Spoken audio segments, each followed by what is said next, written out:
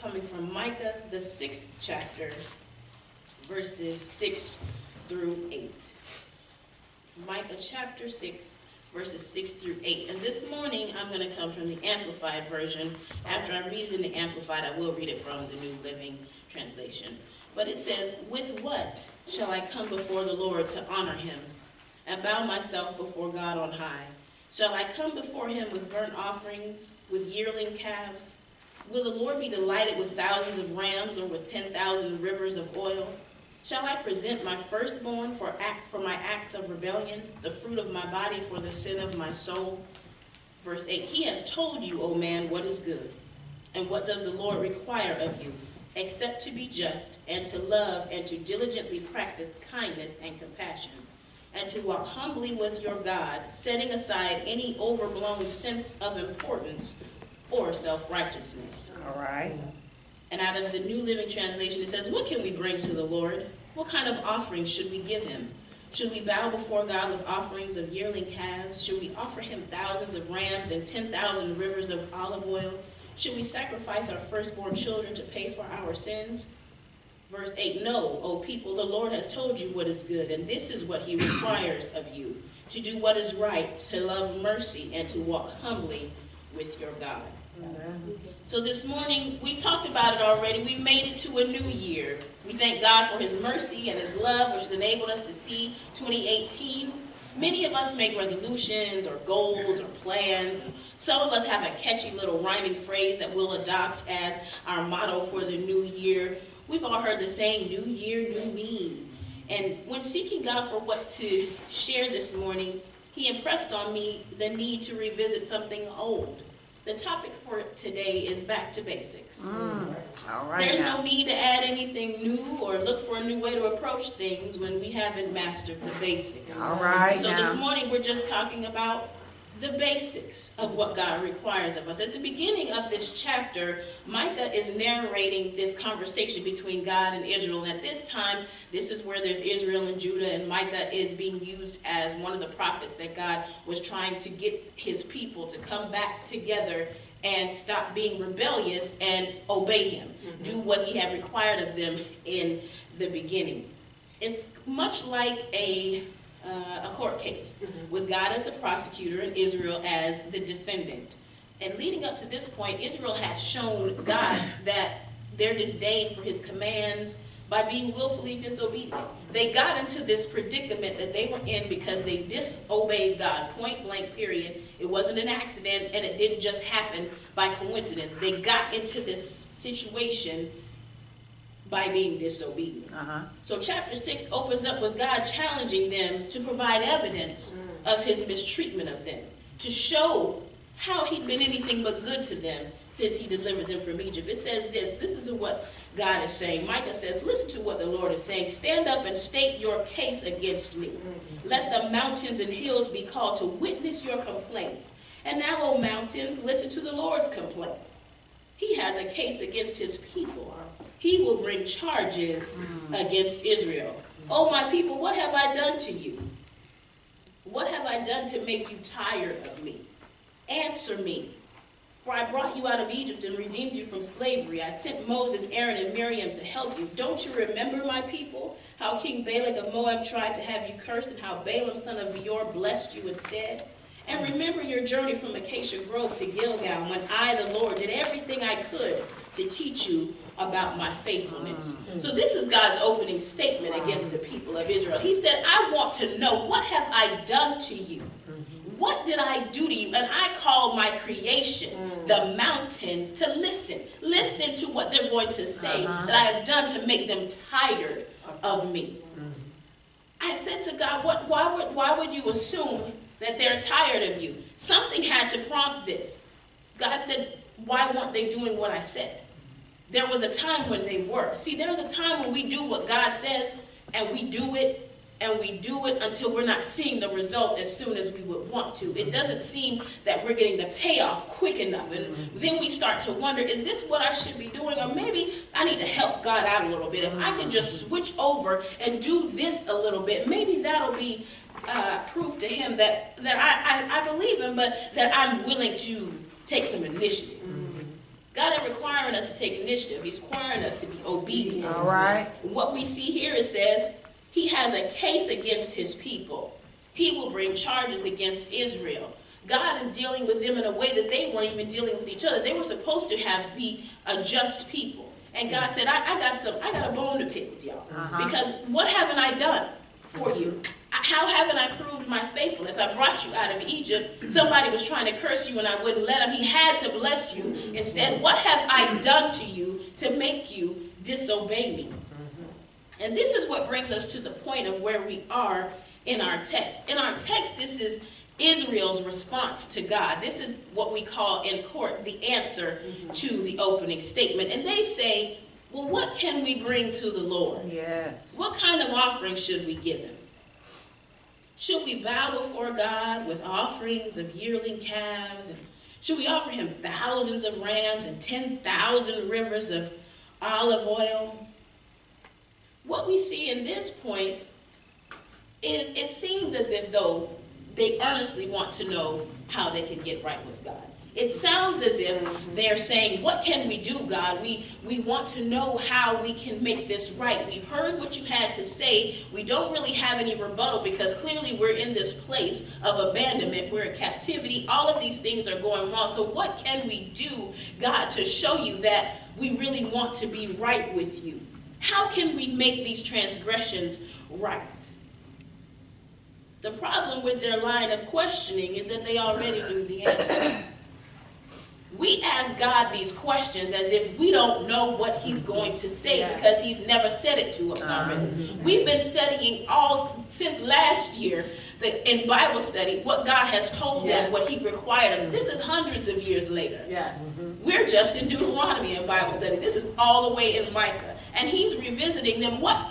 Remember how I brought you out of Egypt? He takes it back to that point because that is where they became his people. That is where he began to establish, I am the Lord your God, and these are my requirements. So hear this question that they seem to be offering of, God, we're sincere. We want to know, what can we do? What kind of offering should we give him? How will he be delighted with thousands of rams or 10,000 rivers of oil?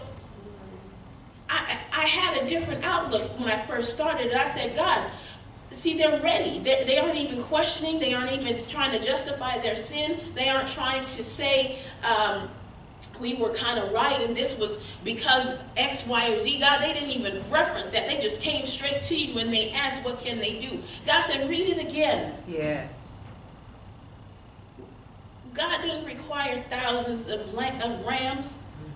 Where are they getting these thousands of rams from? God wasn't crying thousands of rivers of oil.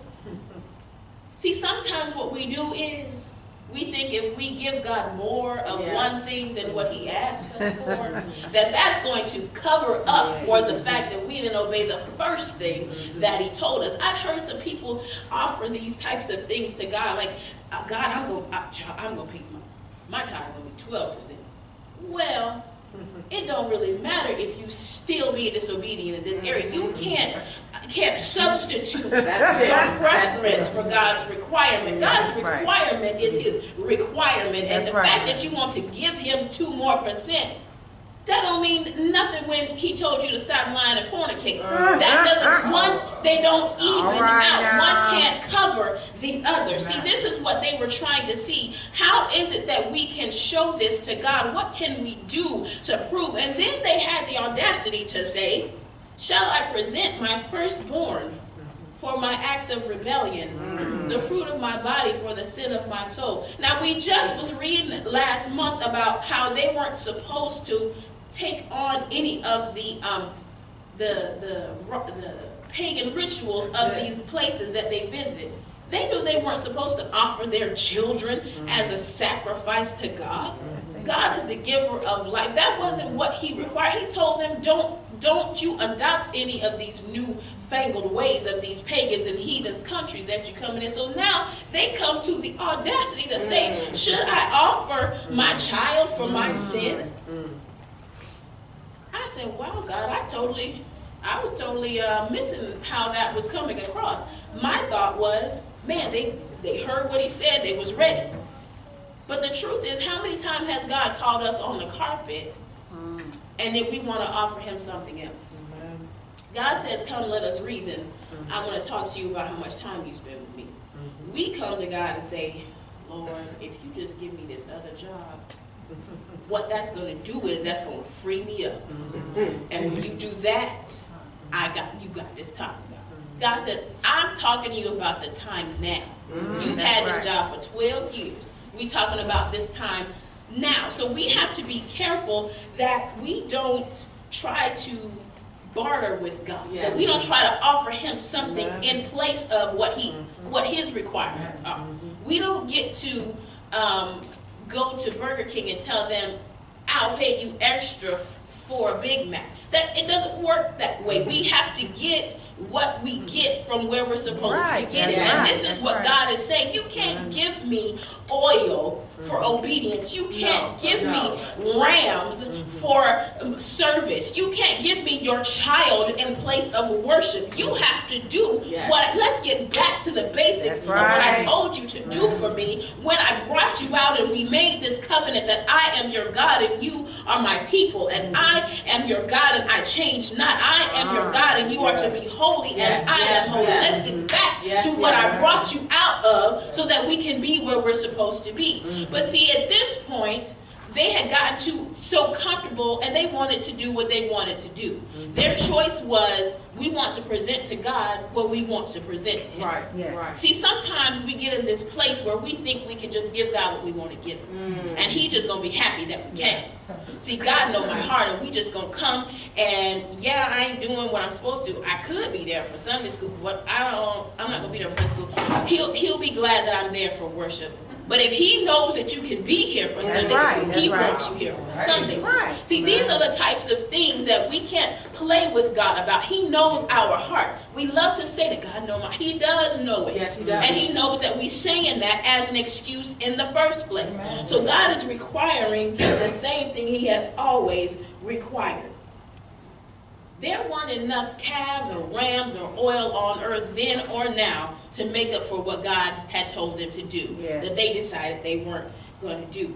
When we're trying to get around what God requires, we'll go so far as to suggest something so far-fetched, like they did with offering their children. Why would we say that to God? When he's sitting here he's challenging them. What did I do wrong to you? And then we reply, should I just give you my baby? Because I've been disobedient. The very statement is disobedient. We cannot get around God. And the only way to repair our wrong is to do what is right. There's no two ways about it. Micah answered them. This is what Micah says, starting in verse 8. He says, no. Paraphrasing, he already told you what he wanted. He's made it clear. The orders remain the same. While I was studying, God brought something to me about verse 8. He didn't tell them to try.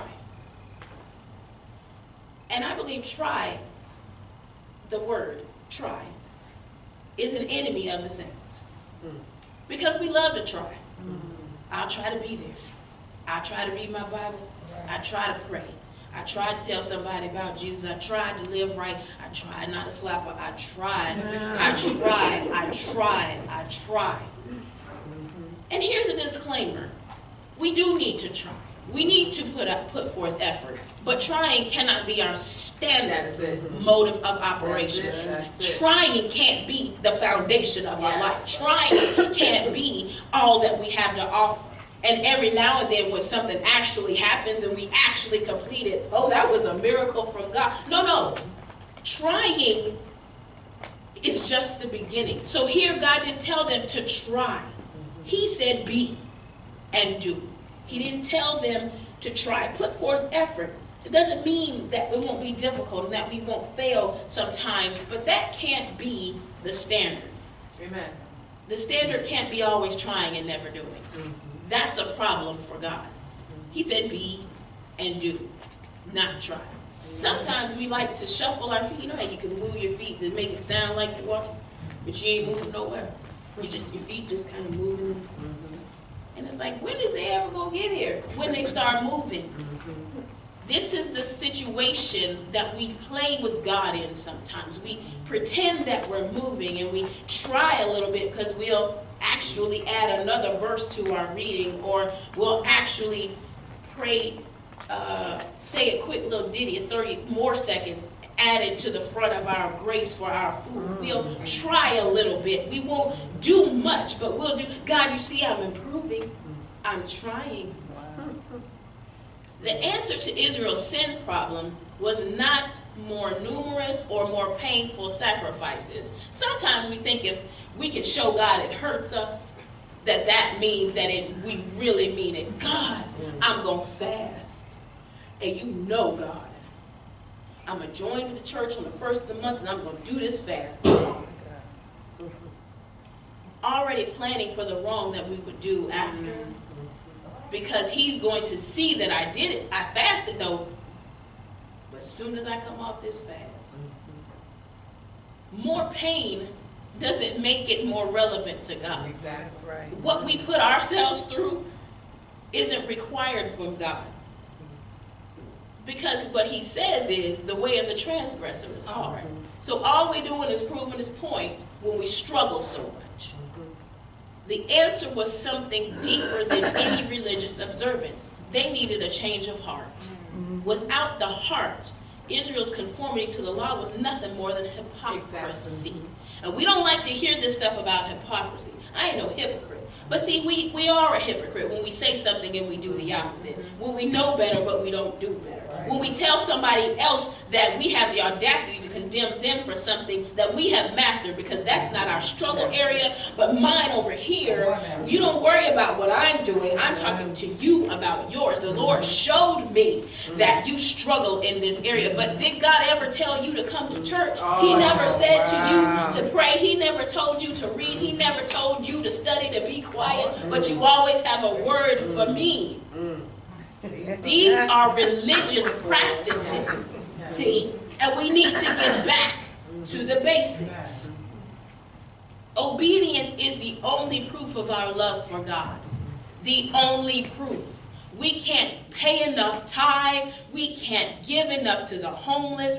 We can't share enough Bible verses and what is that feature on Regram on Instagram, somebody's wonderful little scripture. That's not what proves how much we love God. He says, if you love me, you'll keep my commandments. There's no two ways about it. I can't show him that I love him by picking people up for church. I can't show him that I love him by smiling at somebody.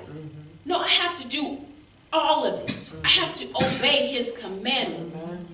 So what did they and what do we need to do? Micah told him, he said, be just. Be just. Just means based on or behaving according to what is morally right and fair. Living with a sense of right and wrong. Don't do something to somebody just because you can. In particular, when somebody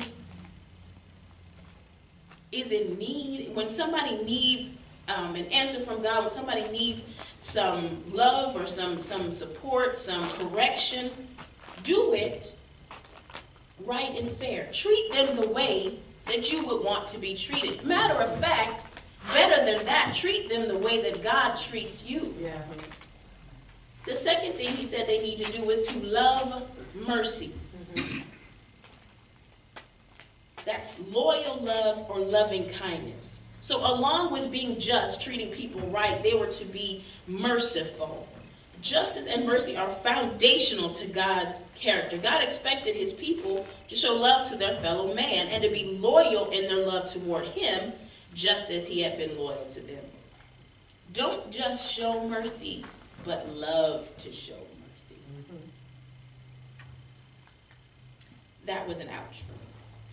Give others the same measure of mercy you want to receive from him, not from them. See, we tend to tit for tat people. We don't want to say that because it's not really Christian sounding, and we know better, and we don't want to necessarily admit to that. But a lot of times, we'll give you what you give us. Yes. And we might take a little bit of the stank off sometimes. But this is not what God has required. Mercy is defined as compassion or forgiveness shown towards someone whom it is within your power to punish or harm.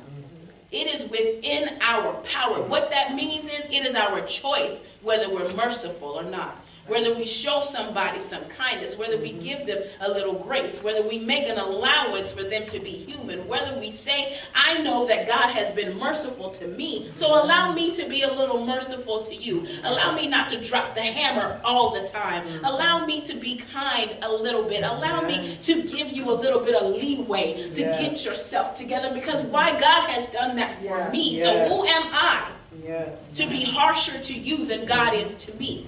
God required this of them, the basics. Be just, love mercy.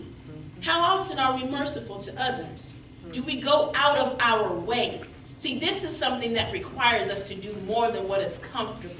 Loving mercy, loving to show mercy, it isn't just what is our natural inclination. My natural inclination, I'm a helper. That's just my natural inclination. But loving to show mercy means taking it a step further. It means sitting and trying to find a way to show somebody that I'm extending them mercy. Not waiting on them to beg for it, but to offer it before they need it. Loving to show mercy. The third thing that he requires is to walk humbly. And that's just a description of our heart's attitude toward God. God's people depend on him rather than their own abilities.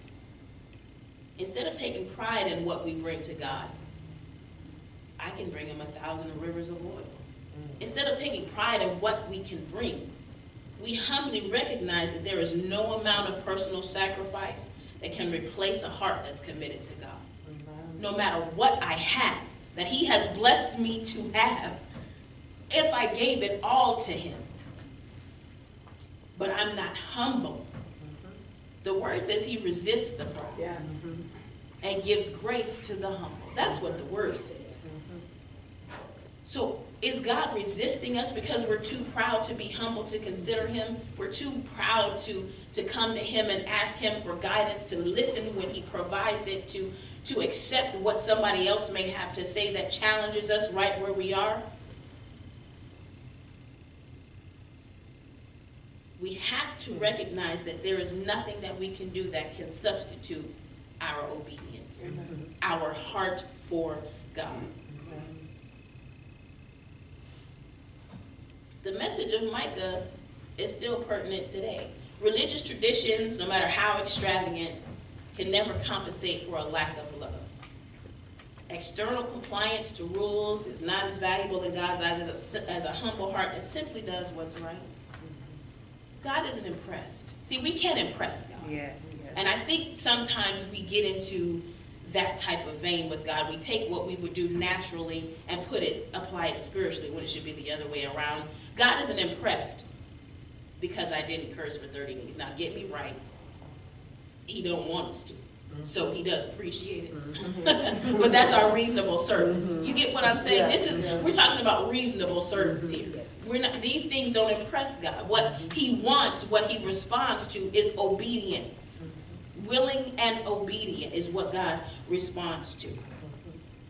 There is a note that I read that blew my mind, and it's by a commentator that is very well known. His name is Spurgeon. So if you've studied, you've probably heard of him. And this is what he said: true humility is thinking rightly of yourself, not meanly, rightly. When you have found out what you really are, you will be humble, for you are nothing to boast of. To be humble will make you safe. To be humble will make you happy. To be humble will make music in your heart when you go to bed. To be humble here will make you wake up in the likeness of your master by and by. So we struggle with these things but it'll help us if we but do it. This is why God said, go back to the basics. Yes, it's a new year. Yes, you may have improved. Yes, you may have some new challenges and some new ideas that may have given you a new outlook on life. Yes, hold on to that, but don't forget about the basics of what I brought you out of and how I told you you're to live. To be holy like I'm holy. To just do what I asked you to do. Don't give me more than what you can't. It's enough for you to struggle to give me what I'm asking for. Don't add more to it. We complicate it, and it doesn't have to be that hard. These are the 3 things that he requires. Do what's right. Love mercy. Be humble. That's a lot. It's only 3 things, but it will die trying to get it right. So let's not add extra to it. Let's not put more on it. That God isn't responding to that because we haven't done the basics of what he told us to do. God has proven his case before the court. Israel is afflicted, but it's not because of the neglect or disregard of God.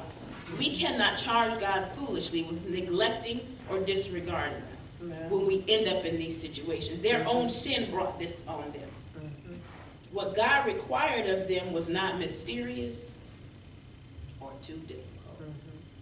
Because sometimes we like to pretend that we just don't understand. God, is that you? Did you really mean? Now, I heard them say, but God, I don't know. So then we go back in and we study and we bring it out and we find the parallel scriptures and we get the commentaries and we call the pastor and we need the Hebrew words and the Greek words and then we need all of the, it's not that hard. He told us these 3 things. These things have not changed. It's, what is amazing is what God requires, Jesus provides. So we don't have any need not to do it. What he requires, he's given us everything that we need that pertains to life and godliness is what the word says. Everything he requires, Jesus has? What? So you mean to tell me that with Jesus on the inside of me, I should be able to meet these requirements on a daily basis? Yes, that's what I mean to tell us. I should be able to meet these requirements on a daily basis because Jesus came here, died, and rose again so that I could do it. We have the Holy Ghost as a teacher and a guide to help us do it. God is not calling us to do something that's impossible for us to do. He would not do that. He is sovereign. So what he requires, he put it in his Son, and once we accept his Son, it's in us. So we don't have to struggle. What he requires, Jesus provides. We've got it, y'all. It's just up to us to do it. The same is it's the truth for us today. There's no mystery as to how we're supposed to live 2018. We don't need to reinvent or try and improve what God requires. We simply need to go back to the basics. When our foundation is right, everything that's built on it will last. Yes. When the foundation of a house is set, it don't matter what happens. They can take what occurs, a hurricane, a tornado. They don't know if it's poured right. All they need to do is build another house on top. And so this is what God wants us to understand. When your foundation is right, it doesn't matter what comes your way. It doesn't matter what unexpected circumstance you get met with 2018 because they're coming. It doesn't matter that these type of situations will come up and we don't know what to do. It surprised us. We didn't think that far. We didn't think that way. It doesn't matter if our foundation is right, if our basis is correct, if we are humble before God, if we love mercy and we're doing what is right. Whatever else happens, it doesn't matter. Why? Because he's got us, because we're doing exactly what he requires of us. We cannot substitute our preferences for God's requirements. We can't. The blessings that God gives are a result of obeying what he has set for you. And I'm going to end with this last thing that God told me to say, and then we're going to stand. He says, if we want a new message, we have to obey the old one. Wow. We're standing.